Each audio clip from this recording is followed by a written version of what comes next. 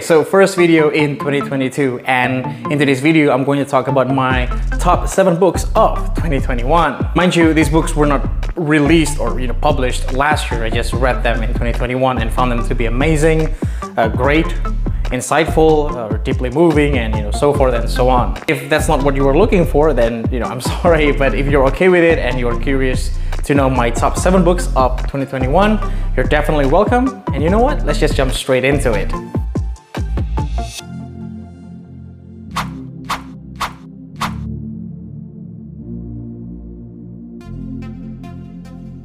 Okay, so the first one is The Road by Cormac McCarthy. This one is just truly a dark, disturbing, depressing novel. But what's weird about it is that I was able to find a little bit of hope in this tale about, a man and his son who try to survive in a world where humans have turned into cannibals. I guess the relationship between the man and the son is one of the main reasons why. And in my opinion, the relationship between both is one of the pros of this novel. You can clearly tell that they care for each other, and more than that, they also rely on one another. And yeah, I mean, the man is definitely far more, how do I say it, resourceful, skilled, but the boy himself also becomes some sort of a hope for the man, the one thing that keeps him from giving up. I did ended up caring about them, and I was worried whenever they encountered the cannibals or even the strangers, because they didn't really know what the strangers were going to do to them. I was also worried about them, as they tried to survive in the harsh and just merciless and brutal environment that surrounded them. But in my opinion, what takes this novel to another level at the end of the day is Cormac McCarthy's prose. It is really amazing how he was able to tell this disturbing tale beautifully. In fact, one of my favorite lines from literature is actually in this novel, and it's this one.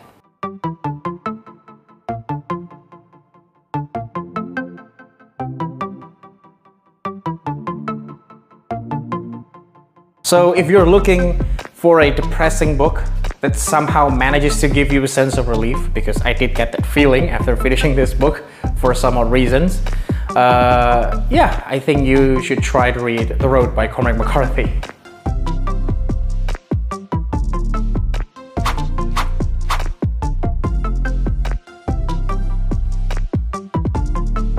This one is just a great anti-war novel, and it's being an anti-war novel by taking its readers directly, figuratively, into the war zone, forcing them to witness the brutality of it and all the things that were lost, limbs, friends, future, hope, youth, and of course, one's life.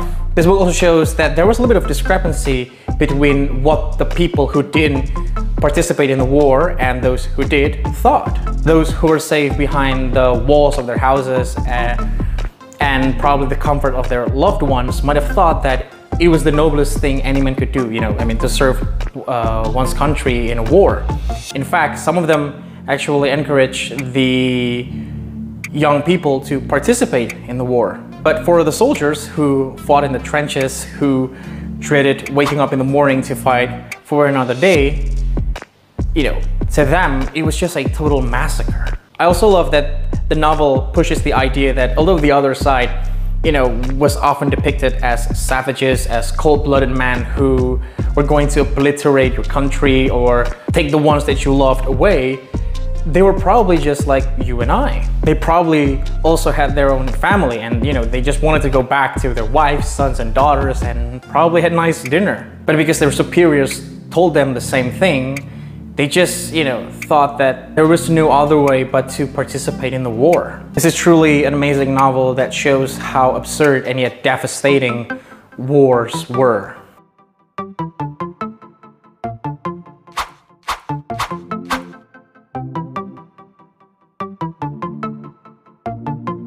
Okay, so this one was just magical, fun, adventurous. I mean, it was really nothing less than what I've come to expect from Neil Gaiman. It was also, cute, a little dark. I mean, what is Neil Gaiman without a little bit of darkness in his novels? But in my opinion, the profound themes and messages that touch not only the innocent souls of children and also the hardened spirits and souls of the adults are the reasons why this novel, in my opinion, should be read by all people. It discusses themes, as old as time itself, like life, death, suicide. It also discusses other important themes about parenthood, identity, community, assumption, and some more. And in my opinion, it's just amazing how the Graveyard Book, through its tale about death and ghosts, shows how beautiful life is, how amazing it is to even exist. And I really appreciate it and really love it as well. And in my opinion, you guys should read this novel. I mean, especially if you are a big fan of Neil Gaiman's work.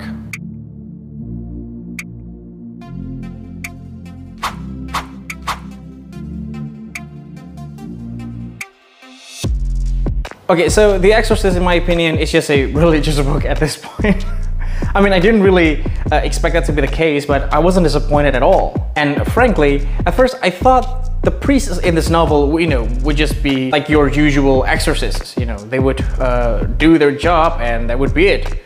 But apparently that's not the case. They actually play important roles in this novel, and we get to know one of them, quite deeper. And one of them also gives profound advice, or you could say like messages about evil and going through a hard time. And I also love the fact that this novel shows that science and religion, are not incompatible like some or most people think. Both are ways to find truth. Believing in one doesn't mean that you have to distrust the other. If you want to know more why I love this book so much and why I think you guys should read it, you can check my review, because in that review I mentioned all the reasons why this novel is just one of the best horror novels there is. Okay, so before we talk about the 5th, 6th, and 7th book, as always, don't forget to subscribe and turn the notification bell on, especially if you enjoy all my contents. And you can also support this video by liking and sharing it as well. Thank you.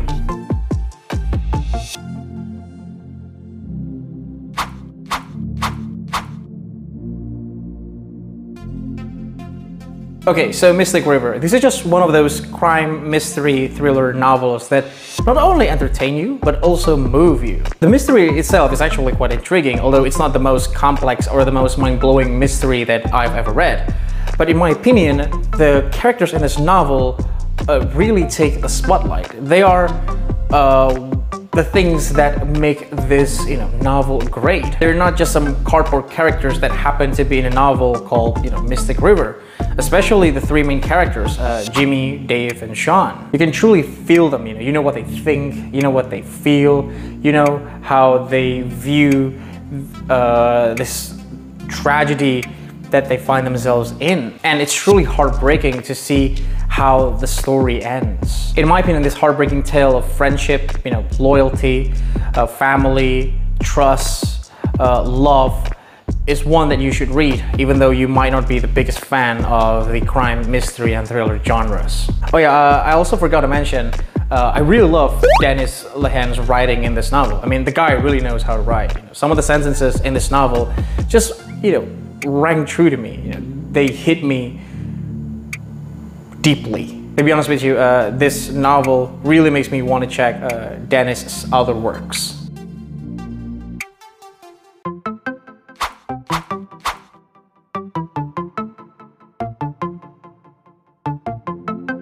Okay, so another novel by Corey McCarthy, and to be honest with you, the movie adaptation of this novel is currently my favorite movie of all time. No Country for Old Men is just a action-packed and actually quite fast-paced Western thriller. But in my opinion, this is not only a novel that moves you at the edge of your seat as the three main characters, go after and run from each other. Underneath its tale about a man who tries to escape from a serial killer who also tries to escape from a sheriff.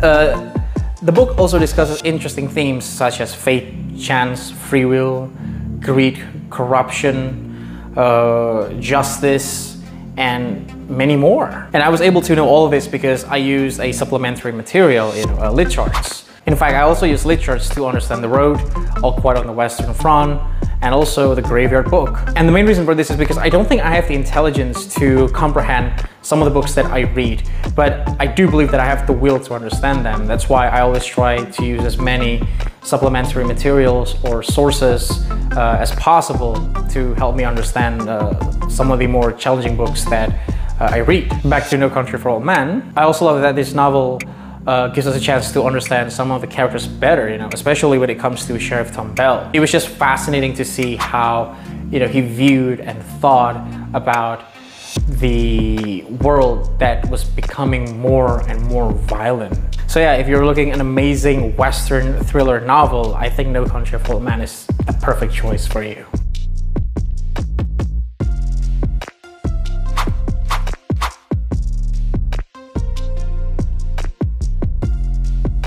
Okay, so this one is actually the only non-fiction on this list, and to be honest with you, I always prefer to learn things from, fiction, because I just find that to be more exciting. But I had to put this on the list because this was my first Catholic book that actually helped me to understand my own religion. I mean, I've been a Catholic since the day I was born, but I'd be lying if I said that I knew much or had deep knowledge about it. But this book really did help me, and it actually made me want to read other books about Catholicism. And I truly admire Bishop Robert Barron's ability to explain complicated subjects in a way that a layperson like myself can understand. So in my opinion, this book is just a really amazing book that explores and explains the richness and essence of Catholicism. And if you're interested to know more about Catholicism, I think this book is the perfect book to start with. And so yeah, those were my top 7 books of 2021.